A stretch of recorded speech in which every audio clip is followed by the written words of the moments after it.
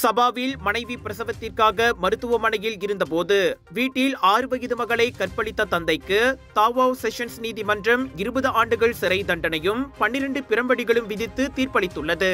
ஒரு மீனவனான 43 வயது அவ்வாடவன் குற்றவியல் சட்டத்தின் கீழ் கொண்டுவரப்பட்ட குற்றச்சாட்டை ஒப்புக்கொண்டான். சிறைவாசம் முடிந்ததும் 3 ஆண்டுகளுக்கு முழு போலீஸ் கண்காணிப்பில் இருப்பதோடு மனோவியல் ரீதியிலான ஆலோசனை சேவைகளை பெறுமாறும் நீதிபதி உத்தரவிட்டார்.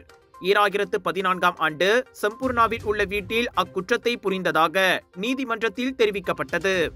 5வது பிள்ளையை பிரசவிக்க மனைவி மருத்துவமனையில் இருந்தபோது இந்த கொடூரத்தை அவ்வாடவர் புரிந்திருப்பது அதிர்ச்சியை ஏற்படுத்தியுள்ளது.